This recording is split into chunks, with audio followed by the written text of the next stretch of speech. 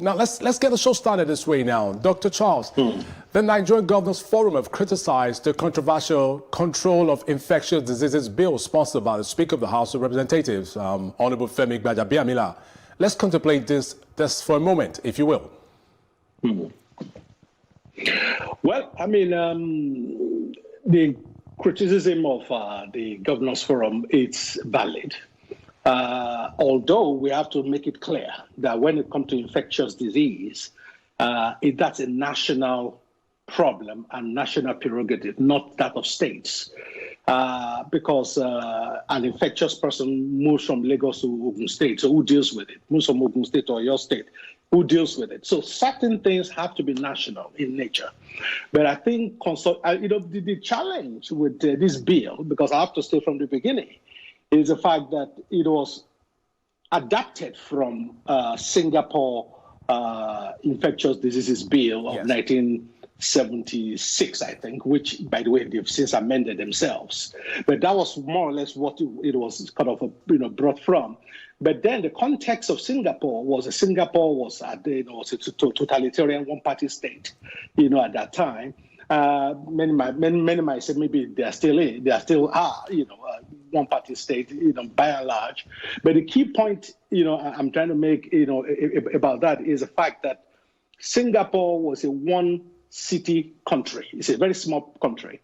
So a lot of the peculiarities of a nation like Nigeria is not really reflected in that bill, and that's a major problem. So clearly consultations have to be made.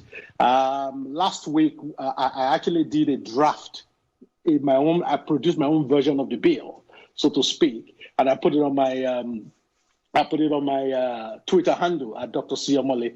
And interestingly, the staff of the speaker got in touch with me, and the following day, the speaker himself got in touch with me, and about how we can help perfect this bill. So the bill clearly has potential. We need a new bill, because one thing Nigerians need to understand is that the Quarantine Act that it seeks to replace is a 1926 Colonial Act, which is no longer fit for purpose in many respects. For example, the financial penalty under the Quarantine Act, if you don't obey, is just 200 naira. So, 200 naira cannot deter anybody. But that is the law as of today. Just 200 naira fine is a financial penalty. And the Quarantine Act doesn't deal with what happens at the ports, at the airports, seaports. So there's so many things that are missing, so to speak, that we need to perfect. But the bill is well-intentioned. We need that bill, but there are so many issues with it. Interestingly, you did make mention to Singapore. Now, the bill sponsored by Mr. Gbajabiamila seeks to, among others, make possession of health card mandatory for international travelers living or arriving in Nigeria, just like the yellow fever card. Well, you did say there's an existing similar law in Singapore, and some Nigerians have labeled it as draconian and unfit for a democratic Nigeria. Do you agree with that? Yes, I do. I do agree with that. That you cannot make it a criminal offense for people to refuse to take vaccination.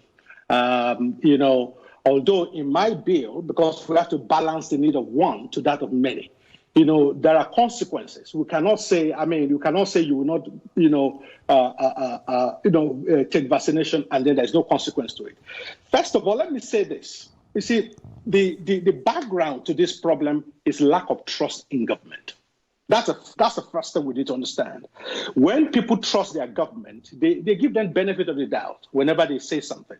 But that trust doesn't exist in Nigeria. And the political class have themselves to blame for that. They've not proven themselves to be trustworthy to Nigerians. As a result, when anything is said, Nigerians imagine the worst case scenario, so to speak. So what needs to happen, the way I see it, is that, yes, government might say, okay, there's this particular pandemic, you need to get vaccination. You can refuse to be vaccinated, but then there may be some consequences. For example, government might say public schools, you cannot attend public school unless your child is, your child can't attend public school unless your child is vaccinated. That is not new. In US, many states have such laws already, where, vaccination against measles and some other childhood disease are, as it were, made mandatory before you can become part of public schools. But then that vaccination itself is not made compulsory because you can choose to educate your child privately. So in which case, vaccination or no vaccination, it makes no difference. Right, so Dr. Nigerians Charles, must always have a choice. Okay, Dr. Charles, we're going to do this. We're going to come to a few articles on the bill being proposed to see how this goes against what you just said in your statement. The bill, which came second reading before it was stood down recently, has 82 sections, and the Speaker, Femi Gbajabiamila, defended the bill, saying it was required as the Quarantine Act, a military era law, is outdated. But do you consider this a suitable replacement? Oh, definitely not. It is definitely not a suitable replacement. We do need a replacement, but that doesn't mean we should just accept anything. There are several problems I have with the bill as it was proposed. Number one, it gives so much power to the Director General of NCDC to act in a massive way, even almost exercising the power of the president, so to speak, without warrant or court order. That, for me, is a major problem. So they can, you can give instruction for your premises to be invaded, use any force necessary without a court order. That can be happening. That can happen in a democratic society. So things like that, there has to be checks and balance.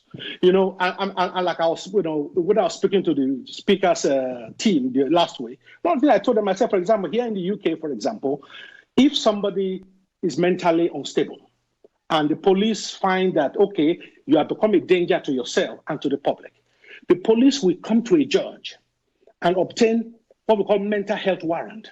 That warrant will be signed, will be argued, and if granted, it will now give police power to arrest that person and treat that person against their will. Now, that can be done, but there has to be an independent oversight. But the way it's been crafted in the bill, when the Director General, if he does something and you are not happy, you can only appeal to the Minister of Health. And the decision of the Minister of Health is final. That can happen in a democratic society. So because both of them are members of executive. So the executive cannot be checking themselves. So when an executive decision is made, it's for the judiciary to act as a checks and balance, not a co-member of the executive. So that's just another example of problems within the bill, and also the bill, for example, we say things like, the NCDC can instruct a doctor who owns a hospital anywhere in Nigeria to bring samples of people that are suspected to have had any infectious disease. But the bill doesn't say who pays the bill. If you go to Ife or somewhere in Gotangora and you have a hospital there and somebody says bring all your 50 samples to Abuja, who is going to pay for the bill? Who's going to pay for your flight to Abuja? The bill is silent on all those things. So this, so my challenge generally is that, Nigeria is a place where we need to understand that most of our laws are full of mischiefs and lacunas. And I see the bill is silent on so many areas that can be used for mischief later on.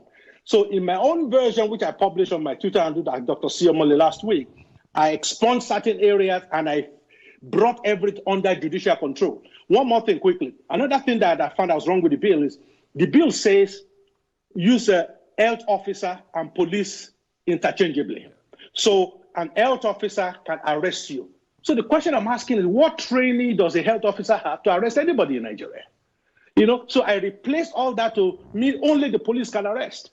So if a health officer feels that they need to act, go and get the police, let them do their job. Okay. But currently the bill says health officer can arrest. Charles, it's amazing that since the introduction of this infectious diseases bill, it has drawn a whole wide range of controversies. And recently, even a very reputable cleric, Bishop Oyedepo, they say the proponents of this bill have even intention.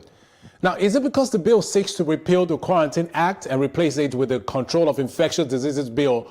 Or is this just a case of mistrust and lack of confidence in the government by the people?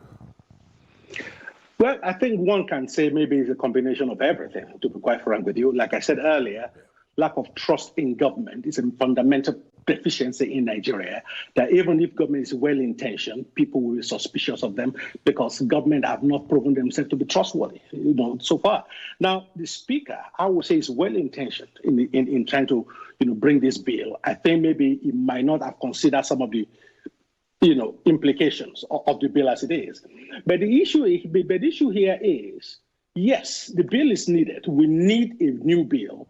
And I think, strategically, I think the mistake the speaker made here was, if after the second reading of the bill, he had said we are going to go to public hearings, a lot of the criticism will have been toned down because people will wait for the public hearing. I think it was the information that was sent out, or at least people felt that public hearing was going to be bypassed. That is what made people a lot more agitated, that this was now being forced on them. Now, anytime you are bypassing, I'll have a right to bypass, public consultation, that is true. But anytime you are doing something so speedily, people will ask why. There is suspicion. So clearly, Nigeria is a country full of rumors. There are all kinds of rumors going on about, what may or may not happen. But I don't believe in, although those rumors, I believe it's a well-intentioned bill. I just feel it was not thought out very well. It was not bespoke to Nigeria to reflect our peculiarities. So, and that I think is a problem of the bill drafters, which I think the speaker and his team should have picked up before the bill was made public. Now let's take a good look at Article 6 of the 2005 UNESCO Declaration on Bioethics and Human Rights. I believe you're very much aware of that. Can we critically analyze the proposed Control of Infectious Diseases Bill 2020 and how much of this is a violation of human rights in light of the UNESCO Declaration of 2005, Article 6? Well, the fact is, I told you there are countries that have, infectious diseases bill that's similar to the bill. Infectious diseases law that's similar to the bill we already have. So we are not breaking any grounds in the world, on that basis. But the truth of the matter is, what UNESCO puts out in its declaration merely reflect basic equity and fairness in terms of following due process. And like I said, this bill does not, as it is, does not follow due process. The judiciary is completely shut out in the bill, the way it's been constructed. The NCDC can make decisions all over the place, can use any force necessary, and like I said, and a health officer can even, as it were, arrest people. Like I said, the power of arrest is only in our police. So there's so many things in the bill that needs to be fine-tuned. And speaking with the speaker and his people, I'm happy that going to public consultation, many of us will be able to make appropriate representation to perfect the bill. By the way, there's a whole sway of the bill that relates to commercial tankers, airlines coming into Nigeria that are completely uncontentious. So we shouldn't think the whole bill is bad. Yeah. There's a whole sway of it that actually is needed, that the Quarantine Act doesn't even touch at all. Yes. But when it comes to the individual Nigerians and businesses, that is the problem. Let me give another instance. For example, the bill says the NCDC boss can tell you, if you suspect that you have infectious disease, to clean your premises, commercial premises. But more importantly, it can specify how we should clean it, what chemical you should use to clean it, without your and consent. it can specify for how long we should clean. Even without your consent. Even without your consent. That's exactly my point. Yes. Without your consent, and more importantly, which is what the bill did not discuss, which my own version discussed, who pays for it? Because if NCDC is telling you to clean they're not telling you to just use vacuum cleaner to clean your premises. They are specifying what chemical you should use. They are specifying how many days you must do it for. If they are doing all that and costing 3 million and you don't have the 3 million, what happens to your property? And also by way of recommendation, now on the contrary, Article 6 of the UNESCO Declaration stresses the importance of consent on the issue of vaccination and other activities that relates to human rights. The underscored word there is consent. By way of recommendation, and the bill is going to public hearing, what would you recommend at this point in time, given every clause contained in this bill? Well, I think clearly, like I told you earlier, part of the problem is the fact that the Speaker, at least the House of Rep, gave the feelers out that they were not going to do public consultation. That's what led to the uproar. But now that we have public consultation, I think it is right to, allow that process. But the key issue for me is the fact that, the issue of consent is important, because what I actually, in my own version of the bill that I drafted, what I said, for example, I said the NCDC, head, Director General, after consultation with either the individual or the business and the state concerned, we arrive at a particular decision.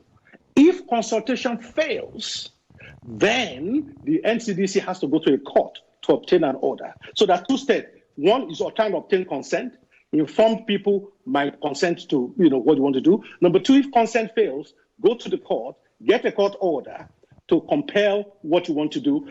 That is what happens in a democratic society. And I think that is what we're asking for here. Don't just give one man power to do as he pleases. And, clearly the strategy also has been wrong.